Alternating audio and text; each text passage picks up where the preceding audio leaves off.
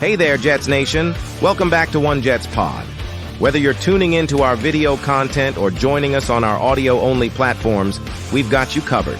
If you're enjoying what you hear or see, don't forget to hit that like button, subscribe to our channel, and don't just gently tap, but smash that bell icon to stay notified whenever we drop new content. Also, we love comments and 5-star ratings. Thanks again, Jets fans. Now together, let's fuel the green and white passion. Let's go, Jets.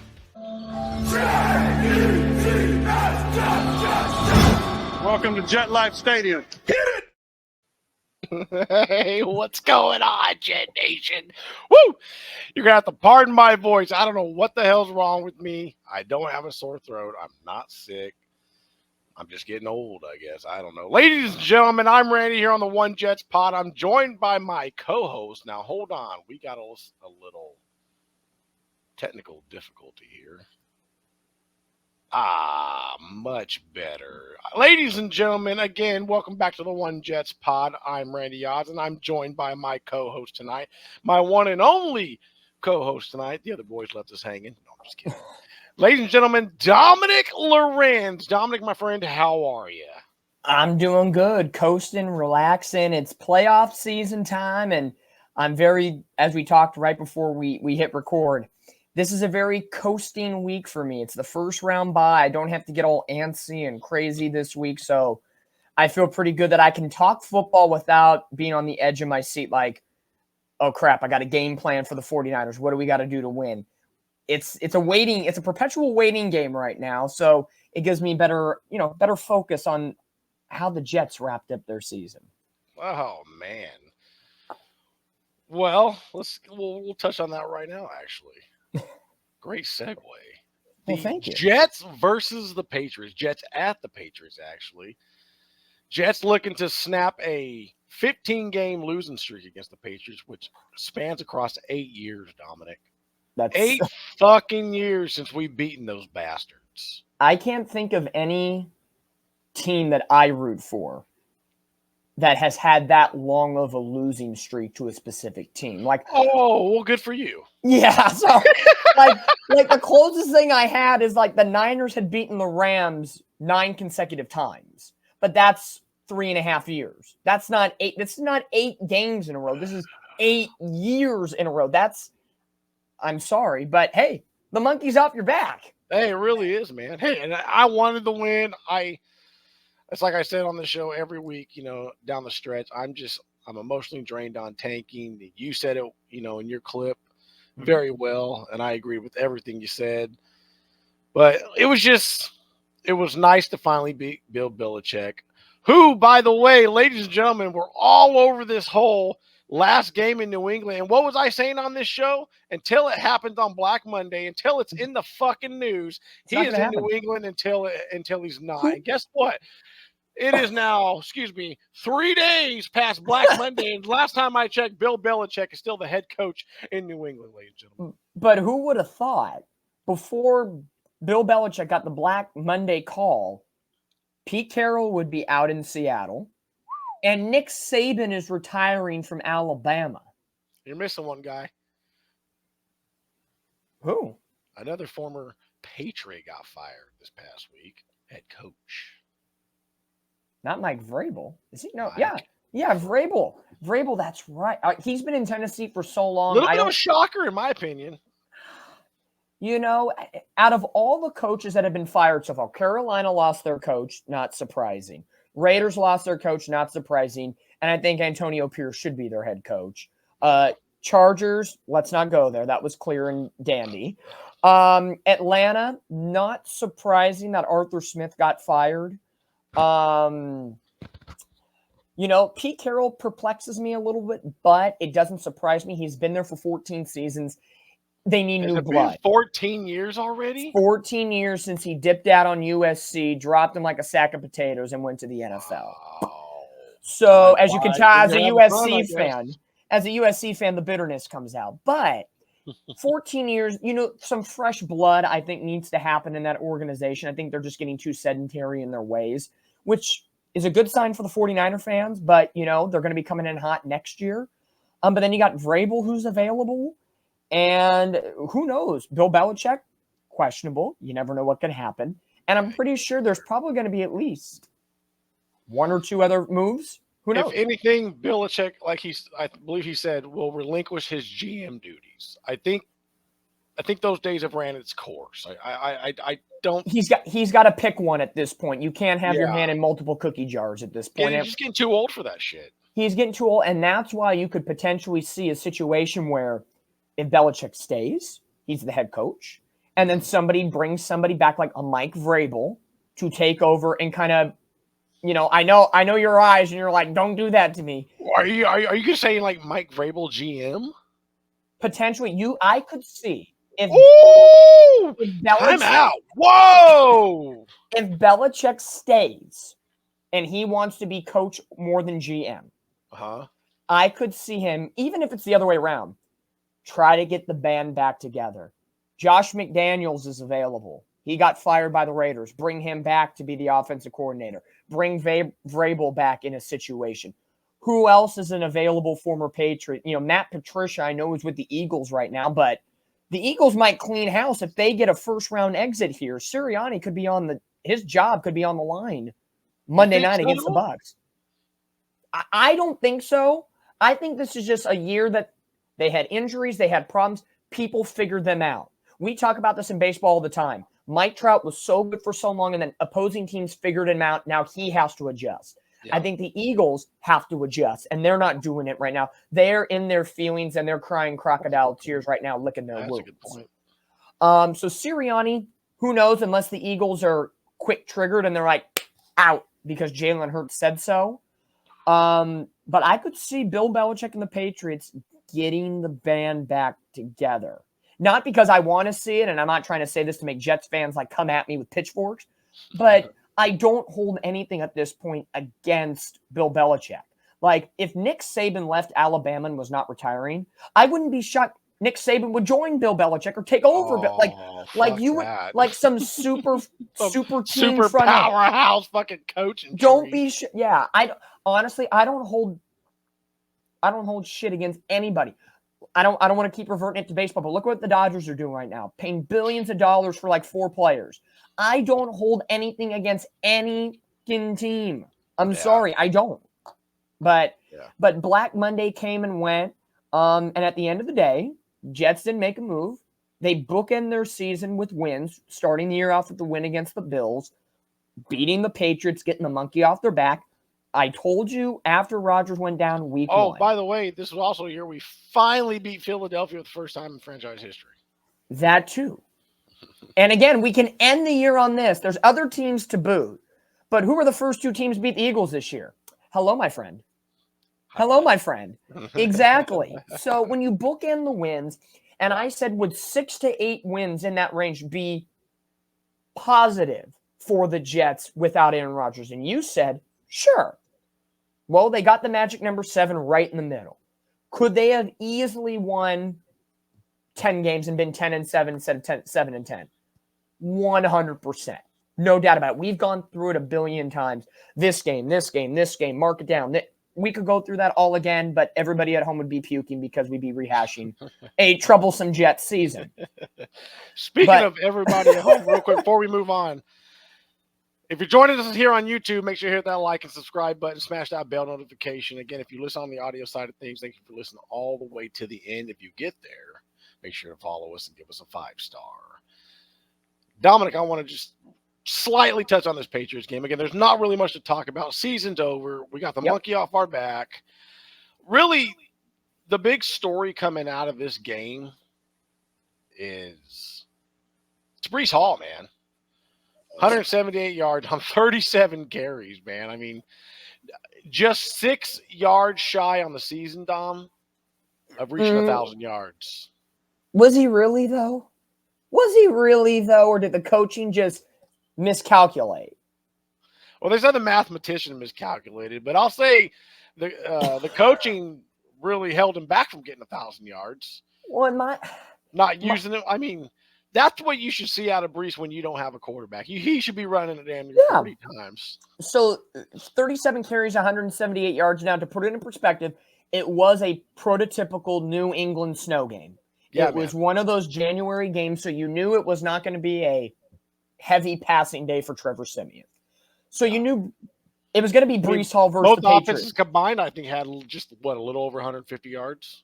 88 passing yards for Bailey Zappi, 70 for Siemian. So both quarterbacks under 100 yards passing. It was a Breece kind of day. He was phenomenal. Pro bowler. Oh yeah. What more can you say about Breece Hall? If I'm Breece Hall and I had something in my contract that said if I hit 1,000 yards, there's a bonus, and because of mathematician error, I get jacked. I'd be high. I'd be hot, but I don't think he does in his contract. So it was more just a 1,000-yard type thing. But he did he had over 1,500 all-purpose yards. Or did he hit the 2,000 all-purpose yards, or was he just short? I think he might have been just short. I think it was just short, yeah. So either way, a great year under all the circumstances that the Jets faced this year of, best defense, worst offense in football. Breece Hall, Garrett Wilson, man. I know we're not going to touch on him probably because 2 catches, 34 yards. It was a snow game. What are you going to do? Right. But offensive MVPs, you found him, no doubt about it. Not going to lie. So cheers to them and a 7-10 season. I know it's a what could have been type of season, and it was like that from day one with Aaron Rodgers going down. But there were positives. Yeah. And the defense was huge. I know injuries to the O-line did not help, but you know what areas you need to focus on. You know what this team is like that's based around Aaron Rodgers, but Aaron Rodgers not there. So anytime in the future while Aaron Rodgers is the quarterback of the New York Jets, the Jets should have plan A with Aaron Rodgers. And if there's a game, like let's say next year he misses one game due to a tight hamstring or something, you know what to do. You can take from this experience of 2023, 2024 and catapult that to next year. If Rodgers does not play for a game or a possession, you have that experience to be like, hey, remember last year when Zach Wilson was the quarterback and we did this in this game and it worked out?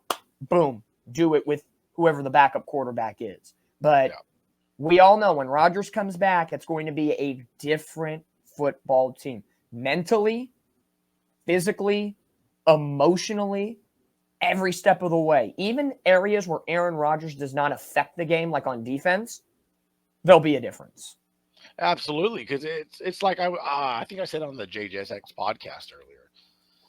With a quarterback like Aaron Rodgers, we'll be scoring more points. We won't be doing as many 3-and-outs. Yeah. Because if you look, as good as his defense has been this year, and even down the stretch toward the end, they played their hearts out. Yeah. You can definitely tell toward the end that they were gassed. I mean, DJ Reed was getting burned on plays that earlier in the season he would have had no problem locking them sons of bitches down. But you could definitely tell that this defense was definitely gassed getting toward the end of the season. But when you got a guy like Aaron Rodgers, this defense will always be fresh. Yeah, you're going to be on the field offensively more, which will help. That's nature. That's normal. But you're going to have that, again, I said the emotional pull. Even if the offense is struggling, if you're down 17 to 30 late in the fourth quarter, Rodgers can get his 2 touchdowns. We still got to play defense. Is good for it. Yep. Yeah, what you have in front of you, and the defense knows. We're down 20-0. Zach Wilson's our quarterback, and it's just the second quarter. There it is. We already gave up our 10. We spotted them. There's a different deep-seated mentality. So I think that's just going to help the Jets. Yes, Joe Douglas and Robert Saleh and the whole coaching staff is probably going to stay. There's going to be no major changes. Now, I'm glad you brought that up. Yeah. I don't know if you saw on X the last couple of days, the whole, the Jets obviously keeping Keith Carter, offensive line coach. Mm-hmm. Now, Breece Hall quoted a tweet, that talked about how somebody had talked about the 2018 Tennessee Titans coaching staff minus Keith Carter. And Breece Hall laughed at that as if, that's true. Mekhi Becton also made a comment on that and said, that second paragraph is all facts. Now, granted, both these guys have since deleted these tweets. Yeah. But I mean, Brandon said it on this show, man. Keith Carter was kind of known for that in Tennessee, kind of running guys into the ground. I mean, what do you take on that? I mean, he's still coming back, man. But you got players that are like basically publicly saying, "Yeah, this guy sucks." On two sides of the coin, you can't fault him for the injuries that happened this year. He was only working with what he had. And let's be real, Becton, the revolving door, not great. When you had players like that, doesn't help. But Elijah Vera Tucker goes out, and you have other players of that caliber that go down throughout the season. Yeah. I get it. It's almost like you're a varsity coach working with the JV freshman squad. So that side of the coin, give them a little grace. You only can work with what you have. On the player side of things, of their comments now, sometimes players speaking out can speak volumes. Breece Hall, Becton speaking out, deleting those tweets and different things. It could be just the pot has boiled and they're frustrated with the way the season ended, and they know they could have been better and they could have been fighting for the 7th seed like Pittsburgh did in other situations. So you're frustrated and you're trying to find a scapegoat. And maybe Carter's the scapegoat. I don't know. But do you truly think, as a diehard Jets fan, if the O-line was better, this team would have won 10, 11, 12 games? If the O-line was better? If the O-line was better, protecting Zach Wilson and Simeon, do the Jets win 3 to 4 more games? Just the offensive line, not anything else. Yeah. Really? Okay. I think so. Yeah. Because I would spot the Jets. Because I think behind a better offensive line, I think even in the minimal carries that Breece got, I think he gets more chunk yardage, maybe breaks a couple for a touchdown. Okay. I would spot them in that scenario because I know from personal experience with the Niners how important offensive line is. I could at least 2 games. At least 2 games. You took the words right out of my mouth. I was just about to say I would spot them at least 2. Anything above that, then you're getting into bigger territory. Does somebody catch a ball? The inabilities of Zach Wilson, Trevor Siemian, and Tim Boyle and stuff like that. Still in the playoff mix though at 9-8 though. And you never know how the mentality changes the last couple of weeks of the season. So again, dominoes all over the place. Does it give a better opportunity to win with better pieces and better strength? Of course, any team could say that right now. Look at a team like the Miami Dolphins. Jalen Waddle's hurt. Raheem Mostert's hurt. They lost 2 linebackers. If they were at 100%, do you think they would be better than where they are now? Of course. Any team could say that when their top guys are out. So, yes, I would spot the Jets a couple of wins and at least put them in contention, especially with the pieces like Breece Hall running through that line. Hello. Yeah. Mr. 1,000. I'm still going to consider him a 1,000-yard season. Mr. 1,000 over here gets the job done. And with a better offensive line, those little 6 mathematical yards wouldn't have been a factor because he would have got that 1,000 automatically. Man, absolutely. All right, so before we move on to our next segment, let's do a little plug. Ladies and gentlemen, this offseason, get ready to witness history in the making as we gear up for the upcoming first annual One Jets Pod Champagne Magic Awards. Come join Randy, Brandon, Dom, and Eric as they take the stage to honor the remarkable individuals or unremarkable individuals who have propelled the New York Jets to new heights or have given us fans great heartburn. From the electrifying plays on the field to all of the nonsense off of it, these awards will celebrate the true essence of your Jets fandom. So get ready, because this offseason, we're raising our glasses to the gift that keeps on giving. The New York Jets.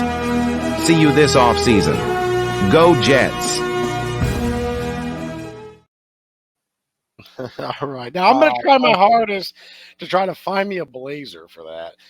Now, we were talking, I think it was on the watch along. I don't know if you got to see any of it, but dude, now I know you're Italian, so I know there's some goddamn champagne and wine glasses in that fucking house. All right. Oh, yeah. I ain't stupid. Oh, yeah. So I know that's a fact. I mean, I ain't never met an Italian that don't have at least a wine glass in their house. Oh, please. So, cabinets full, baby. Now, I'm not asking you to drink alcohol I'm not asking you to get drunk on the show. What I am asking you to do is to go out and purchase a bottle of sparkling cider. I think you give like what, $2-3? Oh, I have them. Yeah, no problem. Oh, dude, get you one of those. I want you to get you a wine glass, and throughout the champagne awards, I want you to be fucking pouring that shit in the glass and just drink it. I want pinkies up too, baby. Come on. Yep, I can do You it. have No to, problem. bro. Oh, 100%. dude. I'll We do were it. talking about that, man. I was like, dude, you gotta play the gimmick. Oh, I'm You gonna gotta play live the the game. gimmick. I'll do it. I will do it. I will make it happen, no doubt. Oh man, I had that idea, and I was like, we got to run that past Don, man. I think it'd be perfect.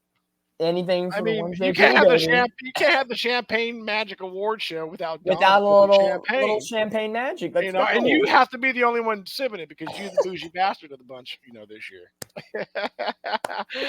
All right. Speaking of bougie, this week the bougie platinum weekly winners chain goes to Brandon Batts, going 9-7 for the week. He finishes this year in second place, going 167 and 105. I can't believe you guys just barely got over 100 losses when I've been in there for like 4 weeks. Trust me, if I could take it back, I would change the Pittsburgh pick, and I probably should have changed the Cincinnati pick. I should have put the Bengals over the Browns when I knew Driscoll was starting. That would have kept me under 100 losses, man. I would say I could have changed some, but obviously I was tanking. But check it out. What, 1, 2, 3, 4, 5. 5 and what, 3 going into the afternoon games on my part? Holy shit. You guys had to be thinking like, oh, Randy might take this week. Yeah. Hey, all I knew, I did the math when I woke up Sunday. Brandon and I were different, or actually Saturday morning because it was the 2 Saturday games. Brandon and I were different on 5 games, and I had a 4-game lead. Yep. So I'm like, okay, as long as one of the 5 goes in my favor, I'm good. Yep. Thank you, Houston Texans, baby. Ride them, baby. Ride them in the division-winning Houston Texans. Division-winning. What? Okay, when we talked about the Texans weeks ago, I said, do you think there's an outside shot that CJ Stroud gets them to the postseason? And then I'm like, division? I said, yeah. I've been on that bandwagon all year. No doubt about it. If there's no doubt in my mind, CJ Stroud is Rookie of the Year. Absolutely. And head coach DeMeco Ryans is Coach of the Year. Absolutely. I'm sorry. Anybody can fight me and say, so a lot of people, who are a lot of people saying should be Coach of the Year?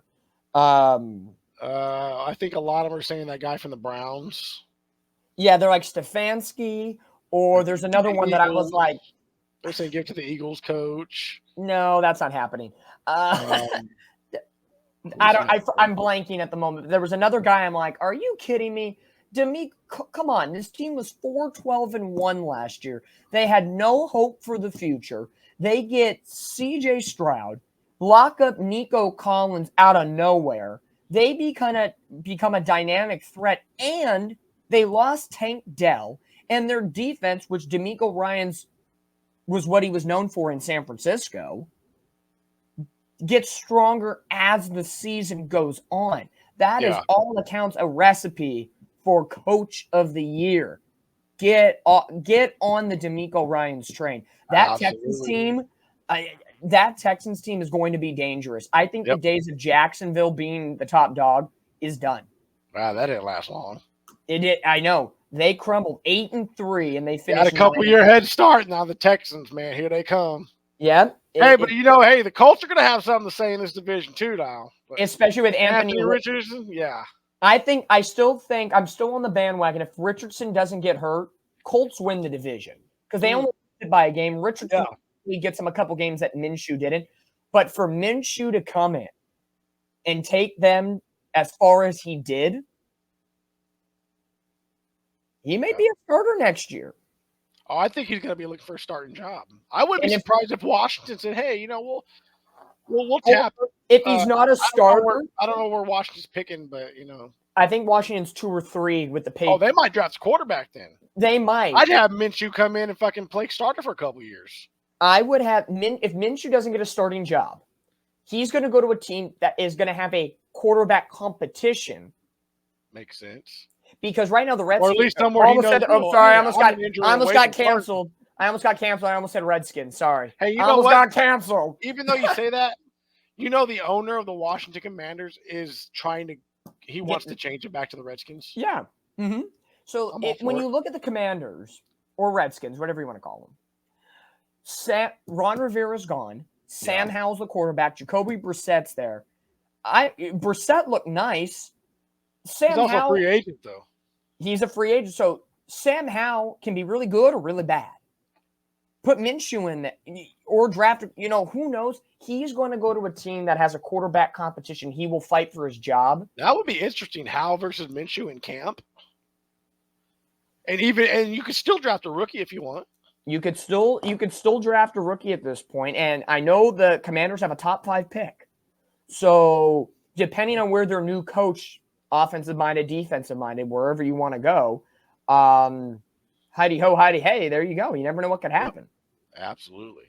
All right, before we get too off track here, let's look at the rankings here. Again, Dominic, 171 wins, 101 losses, goes 9-7 this week. Doesn't win the week. Like I said, Brandon wins the week off tie-breaking points. Finishes in second this year, 167 wins, 105 losses, and there I am, the bronze butthole. 147 wins, 124 losses, going 7-9 this week. But ladies and gentlemen, congratulations to Mr. Dominic Lorenz, your One Jets Pod 2023 Weekly Predictions Champion. Again, 171 wins, 101 losses. He won himself 6. And I mean 1, 2, 3, 4, 5, 6 weekly platinum chains. Congratulations, brother. That's a well-deserved, well-earned award, brother. You kicked some ass, and man, I'm impressed, man. I mean, the way you came down the stretch, dude. I mean, there was one point you won the award 3 weeks in a row, dude. 3 weeks. The only thing all the other son of a bitch to do that was I think the bronze butthole himself. Yeah, baby. But no, man. Hey, the picks were great. It was a good season. Absolutely. I didn't finish first in any of my fantasy leagues. The best I got was third. So this is a nice little tally up win for me. The out of that, I'm going to ask you just for self-indulgent purposes. Put that graphic back up for a minute just to see that good stuff. Here are a couple things I pick out from this graphic. One, beautiful Niner colors. You got to love it. That 23 not only represents the year I've won it, 2023 season, but good old Christian McCaffrey. The NFL MVP, I'm just saying. Ooh. And then on the bottom of my record, it says 6 weekly platinum chains. Mm-hmm. I like that. Now cut back to me. Okay. You know why?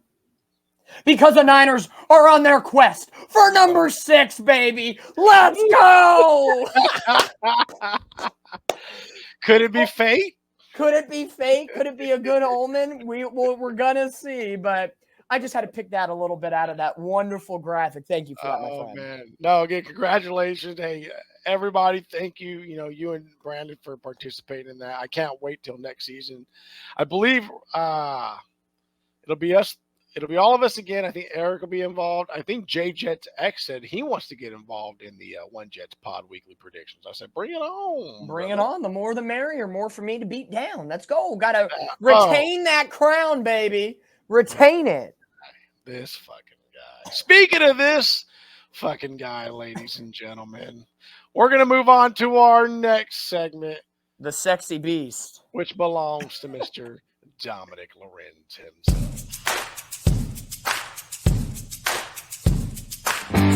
Ladies and gentlemen, the One Jets Pod Weekly Predictions series may have come to an end, but the excitement doesn't stop there.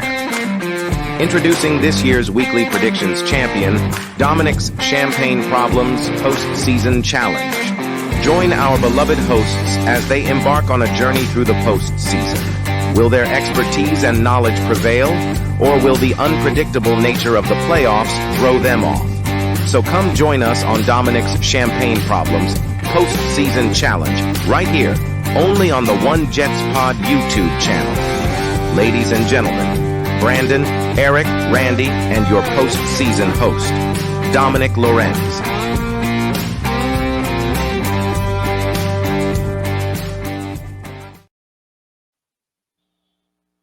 All right.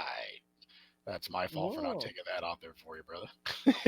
No, you gotta leave. You gotta leave the gorgeous stud as long as you gotta be on there. Man, no, hey, I love it. It's that time of year. It's the playoffs, and I appreciate Randy for giving me the floor to run this postseason banter. It's gonna be a wild one, man. A lot of things. I think going into last week, we didn't predict. I don't think none of us saw the Pittsburgh Steelers squeezing in at the last minute, even a couple weeks ago. Buffalo all of a sudden rising like a phoenix from the ashes to take the division away from the Miami Dolphins. The Rams making a resurgent comeback after barely being 500 through the first half of the season. Tampa Bay, Baker Mayfield, is in the postseason. And the Eagles crumbling and not winning. Division champion Tampa Bay. That's right. And Philadelphia faltering, courtesy of the Jets, the 49ers, the Giants, the Cowboys, all the other teams that beat them. But again, high five, we were the first two teams to do it. You know how that works. Absolutely. So the playoffs are going to be a wild ride. And from last week's show and over the last couple of days, myself, Randy, Brandon, and Eric have all gotten together. And we have laid down the gauntlet to see who can put out the best, most accurate NFL playoff brackets, as Randy puts them here on the screen for you. Everybody's cute little logos on their respective bracket. Two of us going with the Baltimore Ravens for the championship, and the other two going for the San Francisco faithful to the Bay 49ers. Give me, Randy, I'll start with you since it's just us two tonight. I know Brandon's not feeling well and Eric was busy, so hopefully we get to see them next week to get more of their take on the playoffs. What is your first initial reaction to the 14 teams here in the playoffs this year? What's the vibe going into playoff weekend number one? I mean, honestly, it's just, Pittsburgh making the playoffs. I mean, who would have thought that earlier in the season? I mean, Kenny Pickett and company. I mean, they're going to the playoffs with Mason Rudolph, dude. At least that's my understanding. Buffalo, like I said a few weeks ago, I mean, we pretty much could have counted them down and out. Like they were just not playing good football. No. On the NFC side of things, I mean, how about Jordan Love leading the Green Bay Packers to the postseason, dude? And they looked, again, dead in the water. I figured this year it would have probably been the Lions and the Vikings out of that division. Well, I think as soon as Kirk Cousins went down, it was open season in the NFC North.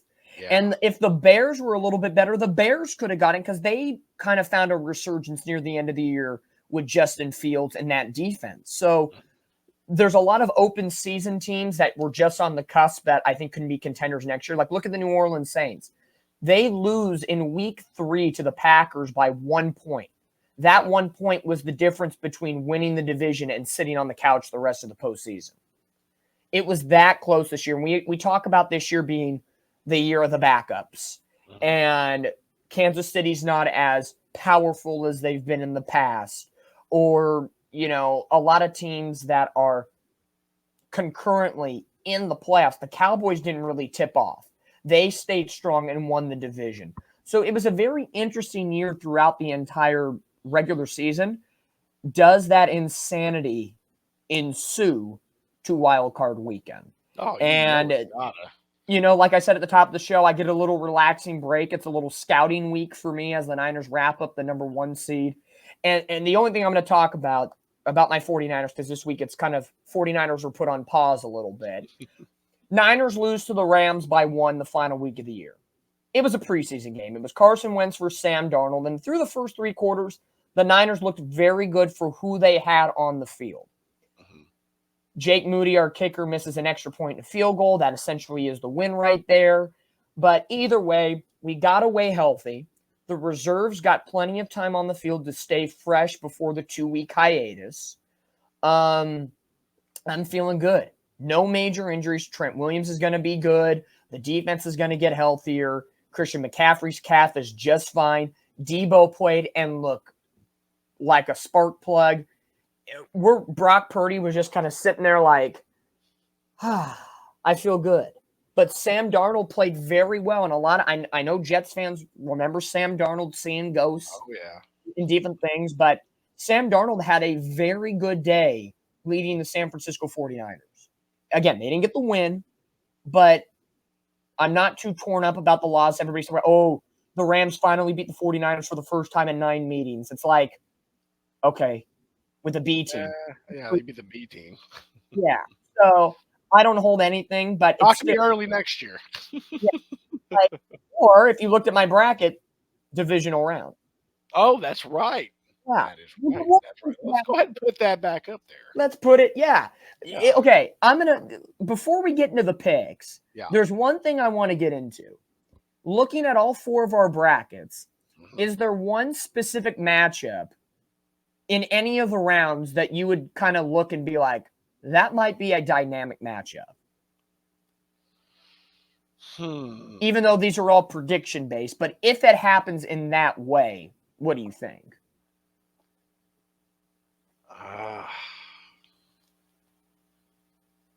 We're talking about the wild card round, right? Wild card round or any round, based on how we aligned our brackets. Okay. Like if it was gonna happen this way, what would like pique your interest the most? Baltimore, Cleveland. Well, the one I believe that's what you have down there in the AFC Championship. You dirty bastard! I was going to say the same thing. That intrigues me. I really like San Francisco, Detroit NFC Championship, which I believe I have. All of you guys have it, but me. Yeah, you crazy weirdo picking the Cowboys. The only reason I know, and you know how bad that burns me. You know I say that every week. Yeah. The only reason. Well, let me throw the question back to you. Yeah. At the end of the day, honestly, the Detroit-Dallas matchup that I have in the divisional round, and I think we all have it in the divisional round. Oh wait. Oh no, I made a mistake on my bracket. I did a little editing. Yeah. How can the Rams and the Lions be in the divisional when they play in the wild card? I made a boo-boo. I'm rigging the system, baby. Whoa.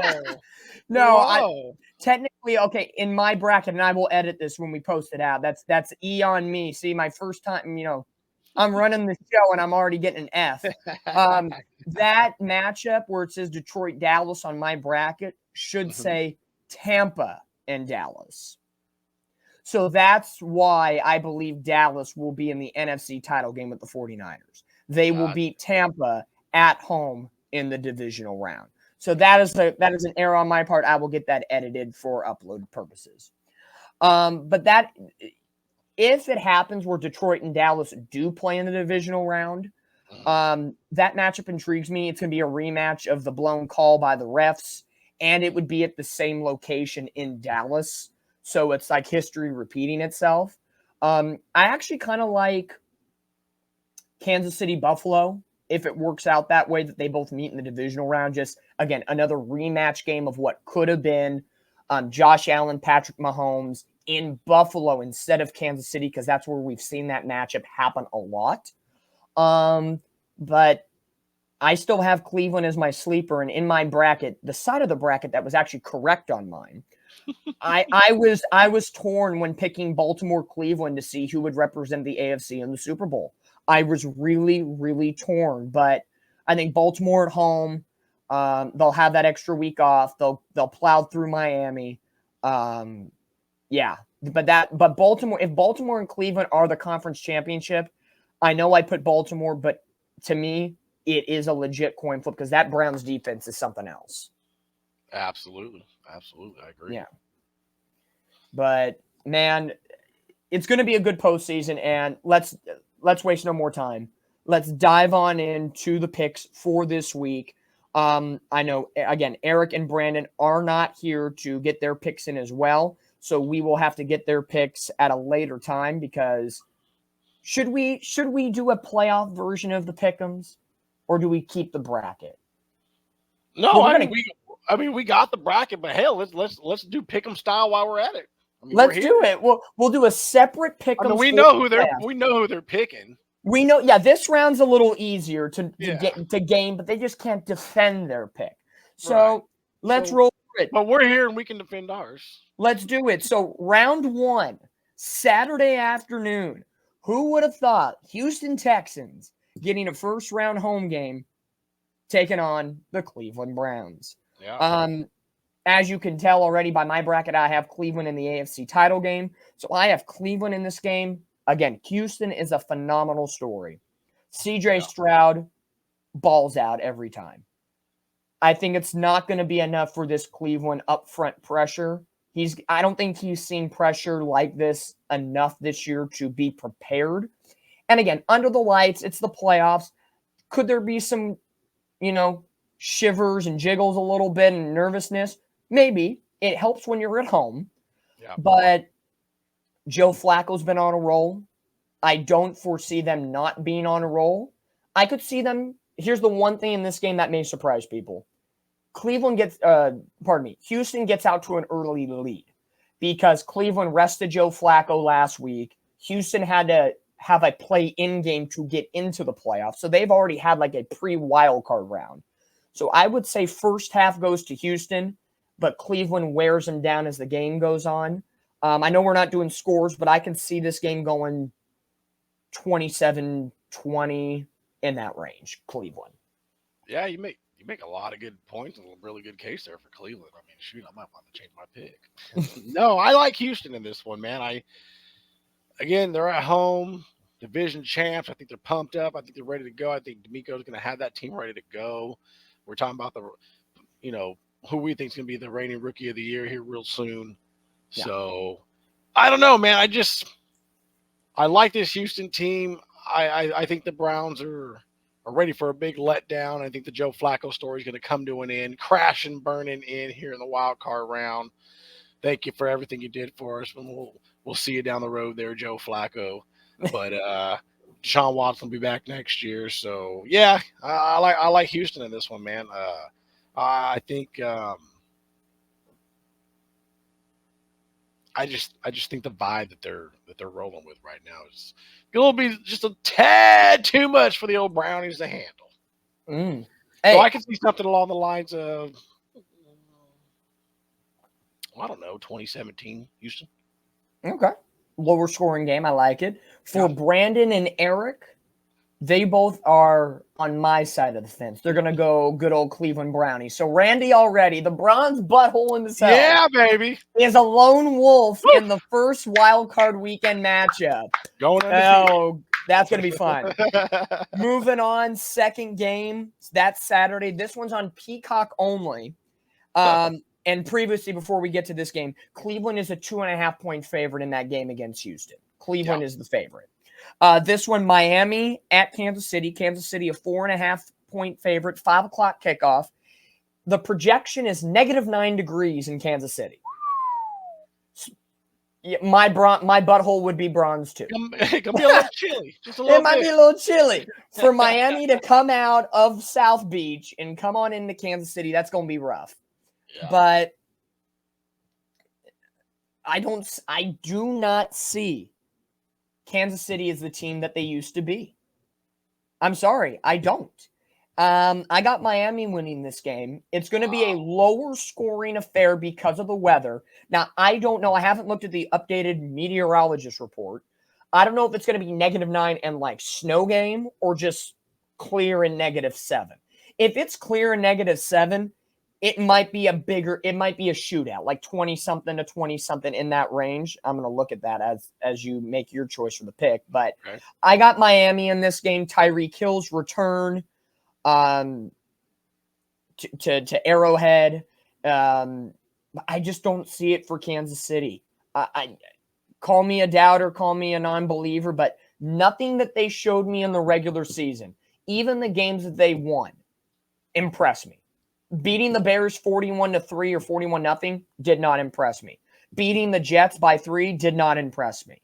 Doing things throughout the season did not impress me. There are clear faults in their offense. Their defense is better than their offense because they don't have receivers that catch the ball.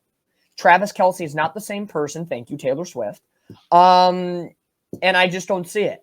The Dolphins, I think, are going to have a little bit of an edge. They're going to be a little pissed that they lost the division and have to go on the road because Miami's probably going to be 75 and sunny this weekend or something. So as of Sunday, game kicks off at 5, which would be 7 o'clock Central Time. It'll be cloudy and -1. No snow in the forecast. Okay. So there will be passing. It's not going to be what the Jets experienced in New England this past week. So because of that, Tyreek gets a touchdown, over 150 yards receiving, and Miami is going to waddle their way to Baltimore. Maybe want to throw up in my mouth right now. Sorry. I wish I could agree with you. Actually, no, I don't. Fuck Miami. I don't see it that way. I see, Miami's one of those high-powered offense, that's about to get slowed down real bad by this, not only by the Chiefs defense, but by the fucking weather, dude. I don't see the Dolphins being able to handle that fucking cold of a weather. I think mistakes are going to be made. Like I said, I just don't see them playing well. This is not a cold weather team. This is, They have. I don't think they've had to play in many cold weather games this year. I'll have to look back on that, but I mean, and as crappy as I wouldn't say crappy, but as much as a step back as the Chiefs have taken this year, they're still a good football team, and Miami still has trouble beating those teams. So you mix that again with the cold weather. I think this is just a recipe to slow Miami down, and I agree with you. I think it's going to be a low scoring game. I think the Chiefs come out on top. Give me something like 19-12. Yeah, I was 20-17 in that. If both teams get over 20 points, I'd be shocked. Yeah. Just because of the weather factor and different things. And I know Miami not a lot of running game in this one. Miami not beating above 500 teams is maybe a reason why I didn't jump the ship and say, okay, I'm picking them. I gave it some thought, but they did beat Dallas. Yes, it was at home, but Dallas was still a quality team. So they can look back to that experience and kind of pick off that. So it's going to be both Saturday matchups are going to be close battles at the end of the day. And that's going to be nice. Brandon and Eric are on your side of the coin, Kansas City. So I am the lone wolf in the Dolphins-Chiefs matchup Saturday night. So we'll see what happens. AFC, two of the 3 AFC games out the gate right away. The third and final one will be bright and early Sunday morning, 10 a.m. on CBS. Buffalo, 10.5-point favorites over Mason Rudolph and the Pittsburgh Steelers. I know it's going to be a very windy and cold game at Orchard Park, per usual for this time of year. Pittsburgh, nice story. TJ Watt ain't playing. That's huge for the defense. I don't think I need to digress anymore on this matchup. Josh Allen is in prime form right now. The only thing Buffalo needs to do, if they want to win 4 games and get to the 3 games to get to the chip, you have to include Stephon Diggs in that offense. He has been virtually absent. Last week he balled out a little bit because against Miami it was a division up for grabs. But before that, he was a non-existent factor. You got to find a way to make him the star of the show again, incorporate James Cook, and Gabe Davis needs to not be a no-show. Yeah. He has to start balling out every game. So just everybody on the right page at the right time is the recipe for success for Buffalo. They'll get it, no doubt. Without TJ Watt, 31-13. Yeah, I mean, I'm right there with everything you just said. I mean, there's not much I can really add to that. Yeah, Buffalo 26-10. Yeah, it's a game in Buffalo. It's one of those Bills Mafia. Bills Mafia is going to be lighting some shit on fire. It's going to be insane And jumping through it. and jumping through it. I'm sure. Everybody on the panel agrees with Buffalo, except for Mr. Eric. He's going with the 7 seed Pittsburgh to upset Buffalo and make their way to play division rival Baltimore in the divisional round.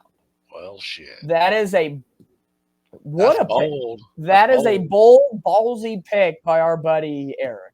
Ooh, I know we're gonna be whooping his ass next year and pick him.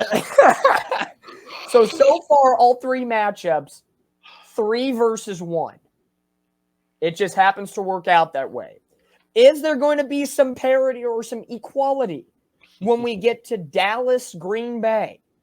Dallas 7.5 point favorites at the house that Jerry built, 130 at Fox. Looking at all the brackets, I believe we are all in unison. It is the Dallas Cowboys. Yeah. Here's my thing. Jordan Love's a nice story. Packers riding a high. Dallas is at home and they do well at home. Yeah. Honestly, you literally just took the words that I was going to use right out of my fucking mouth. Dallas wins at home. Verbatim, too. But how sweet would it be if Dallas got bounced in the first round? Oh, dude. That would be nice because then I would know who I'm playing. Ooh, that would be laughable. That would be watch it happen. Watch it fucking happen, dude. Oh, man. Watch them choke artist. You know what all Green Bay needs to do? Jair Alexander needs to shut the F up and just play. Stop being an idiot. Double cover CeeDee Lamb. And you could win. Just don't let him touch the ball. Let somebody else beat you. Let Ferguson beat you. Let Brendan Cooks beat you. Let Tony Pollard, any of their other receivers, Michael Gallup. Do not let CeeDee Lamb have a 10 reception, 160-yard, 2 touchdown day. If you do, you're stupid. Honestly, what team going into the playoffs is like, oh, yeah, we can go one-on-one with CeeDee Lamb. Put your damn ego aside. Sauce Gardner out there or what? Come on. Even if it was Sauce Gardner, I'd be like, it's the playoffs. I know how good you are. Put the ego aside and just bully the shit out of them. I don't know. We've been trying to get that motherfucker on the number 1 wide receiver for 2 years, man. They still don't want to do it.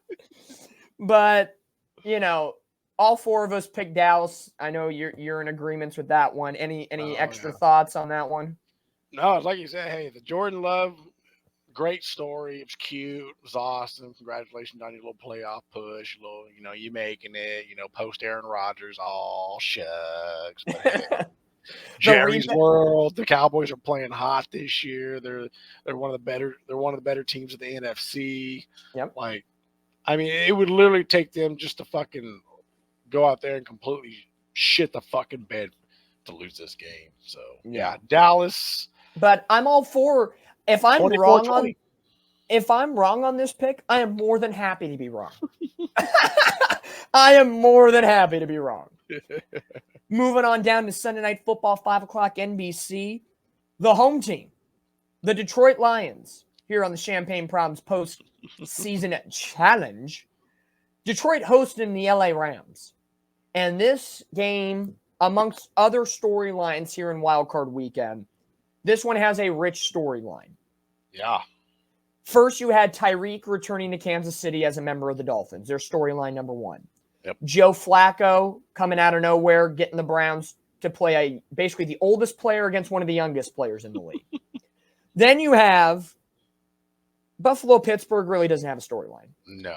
You have Dallas-Green Bay, Mike McCarthy facing his old team. It's a classic 90s rivalry. Then you have this one. This is the granddaddy of them all. This is the Rose Bowl. In my opinion, this is the Rose Bowl of Wild Card Weekend. Rams at Lions. Jared Goff playing his former coach, Sean McVay. Matthew Stafford for one of the first times returning to Detroit. First time Detroit makes the playoffs. How's this one not Monday night? In a very long time. Did Matthew Stafford make the playoffs? I don't think so. I think it once. But I think it was a road game. So he never hosted. No. He never hosted a home playoff game. So he's playing his first playoff game at Ford Field. Son of a bitch. you have everything riding on this game because the Rams sent the yard to retain Matthew Stafford and basically say, Jared Goff, get the F out of SoFi Stadium. Yep. There's a lot riding on this game. The only thing that scares me about Detroit, Sam Laporta is questionable to play with that knee injury. And he is a huge part of their offensive scheme. Yes, Amon-Ra St. Brown, very good receiver. They have a couple other receivers sprinkled in there. Their running back tandem is phenomenal with Montgomery and Gibbs. And Jared Goff has fit that system for Dan Campbell like an effing glove. Yep. Phenomenal. Dan Campbell and DeMeco Ryans are your two coaches of the year. Give it a tie, put him in there. Why not? This is why I picked the Rams. So let me turn the tables just like that. Rams have more right now ready weapons. Cooper Kupp, Puka Nacua, phenomenal. Higbee a little banged up, but he's a gamer. Kyron Williams, their RB1, number 2 rusher in the NFL behind Christian McCaffrey. This offense is deadly. The defense is the suspect. Yeah. It's going to be a all-out scoring affair. I think both defenses are going to get torched. I really believe that. You know Stafford wants to win. Oh, yeah. You know Goff wants to win for personal vendetta purposes. And something tells me last year's playoffs and the playoffs before, the Niners had a date with a divisional opponent in the playoffs. They had Seattle in Wild Card Weekend last year and the Rams 2 years ago in the NFC title game. Let's go for the trifecta because I know the football gods just want to have it. Niners, Rams, at Santa Clara, divisional weekend. There's a sick feeling in me that this is how it's going to roll. It's a great story that Detroit finally gets a playoff bid. But I have a feeling something is going to happen where they shoot themselves in the foot and the Rams will capitalize on a mistake. That henceforth why Rams squeak by in a high offensive battle, 37-34. Okay. Yeah. No, you know me, I like feel good stories. 30 years in the making, man. 30 years since their last trip to the last divisional win, Mm-hmm. That's huge. It's a home game for them. You know, yeah, they're a little banged up there, but you know what? I think Dan Campbell's going to have this team ready to play. We're talking the Rams got to do some traveling. It's going to be loud in Ford Field. Those Lions fans are going to be roaring, all kinds of puns intended. I mean, these Lions fans are going to be ready, dude. I don't think the Rams are going to be ready for, you know, they're not used to having, you know, that loud of a stadium. You know, you usually got like 50% Rams fans, 50% of the or 40% of the opponent team, and you know, maybe like 10% of the Chargers will show up just for the fuck of it. So yeah, I think I like the Lions in this one, man. I like what you said about high scoring. I really think it's going to be, give me the Lions 31-25. I don't know, man. Again, this is a pick where if Detroit wins, I'm not going to cry about it. I'm not going to cry seeing the Niners divisional team exit very fast. I just, looking at numbers, it's the head over heart game. It's one of those scenarios. Well, it's a former division foe's parting gift for you as he beats the Rams for you. That's Goff. Hey, that could be Goff's game right there. And to boot, you, Brandon, and Eric are on the same side of the fence. All three of you are voting for Detroit. Regardless of what my bracket on the bottom right says, there is an error on my bracket where it says Detroit. It should say, and we'll get to this momentarily, a little foreshadowing here, the number 4 seeded Tampa Bay Buccaneers should be sitting where Detroit is, because if Detroit and the Rams are playing in the first round, they both can be in the second round. So E on me. But I want to keep y'all on your toes here in the playoff portion of the Champagne Magic postseason bracket. Here we go. Absolutely. Final matchup of Wild Card Weekend, Monday Night Football. Tampa. Hey, how about that Monday night playoff game? Monday Night playoffs. Tampa, Philly, Baker Mayfield, Jalen Hurts in the great state of Florida. Philly has problems. Yep. Philly's got, it's not Houston we got a problem. It's Philly we got a problem. Inner turmoil. Nothing is working in their favor. Devontae Smith did not play week 18 with a knee injury. A.J. Brown hurt his knee and it did not look pretty. I don't have injury reports. I'll have to get an update. They're banged up. They're not great. The Eagles have problems. And even though Baker Mayfield is not healthy as well, he's got some rib and some ankle woes, but he's going to play. I think the Cinderella, well, it's not so much a Cinderella story, but I think the ceiling caves in and the Eagles have a first round exit. I really do. I think Baker and the Bucks get the job done. It's not, honestly, it's not going to be a pretty game. Not at all. But we've seen the Philly defense become a top 5 defense last year and at the early portion of this year and faltered to a below top 20 defense. A.J. Brown is, as of according to this headline, Nick Sirianni is hopeful about having A.J. Brown in Tampa. Hopeful. Okay, so let's say he plays. But is he going to be 100%? Probably not. Mike Evans, Chris Godwin. I love Ricard White in the backfield for Tampa Bay. Their defense the last 2 weeks got them in, well, 2 of the last 3 games got them into the postseason. I think, I don't want to say this is an upset because it's the 4 beating a number 5. So technically it's not an upset. But by all intents and purposes, based on who's on the field, again, people pegged Baker to be on the worst team in the NFL this year. They thought Tampa was the worst. And he has him in the 4 seed at 9-7. Wow. Baker's going to get an extension in Tampa. Todd Bowles loves him. And he really has. I really do believe so. I think he gets maybe not like a massive deal, but I think like a two-year deal. He's going to be the quarterback at Tampa Bay next year.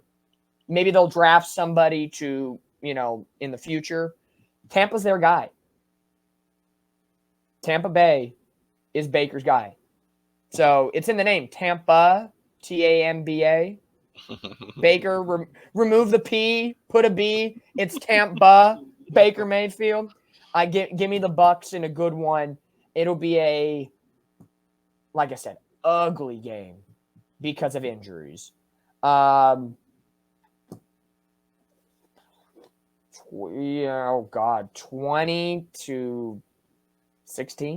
Tampa, something in that range. Yeah. Okay. Wow. Yeah. No, I like Philly in this. Believe it or not, I think the Baker Mayfield,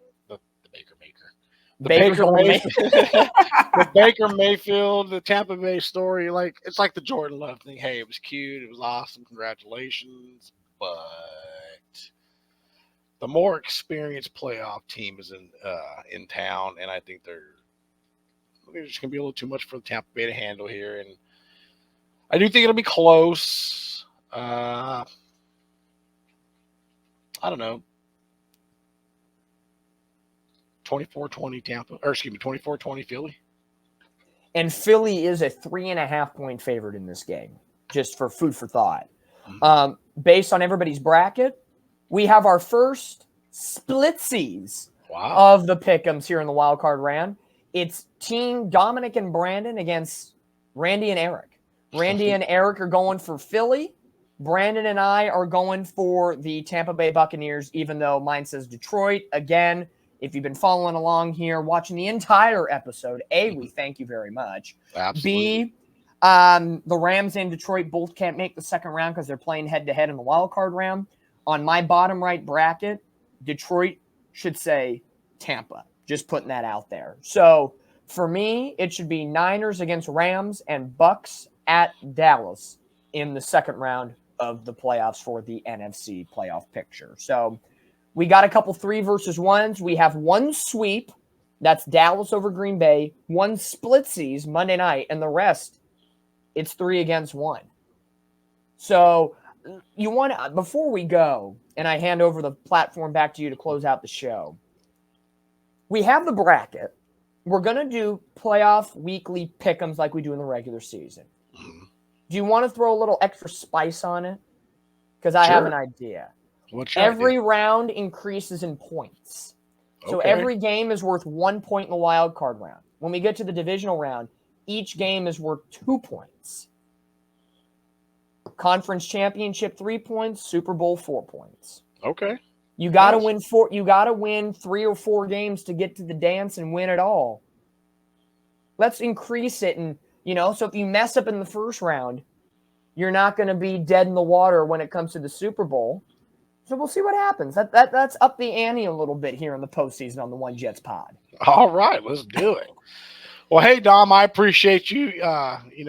Taking some time to do some hosting duties. During the postseason here, man.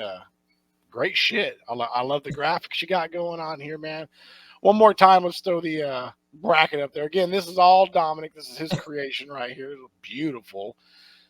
Again, you're gonna be seeing this throughout the postseason here on the One Jets pod. Dominic Champagne's Problem Postseason Challenge. Man, I look pretty good being relaxed with the first round bye right now. Wait until next week. It's like, okay, bear down and focus, folks. This is the calm bye week, Dominic. You're gonna get full-fledged divisional round Dominic next week. Uh-oh, here he comes. Here we go. But hey, as always, go Jets, and as always, faithful to the Bay, baby. Let's go. Welcome, Jets fans, to the Niner playoff bandwagon here, folks. We welcome you with open arms. You don't need to have a flyer. You have me. Welcome in with the fast pass of a lifetime. All right, well, there it is. Ladies and gentlemen, thanks for checking us out here on the One Jets pod. On behalf of Randy and Dominic, Brandon and Eric, we thank you for checking us out. If you're checking us out on YouTube, make sure to like and subscribe. Smash that bell notification so you're notified every time we drop content. If you're listening on the audio side of things, thanks for checking us out all the way till the end. Make sure to follow us and give us a 5-star. Again, thanks for checking us out here on the One Jets pod. On behalf of Dominic and myself, we'll see you down the road. Go Jets.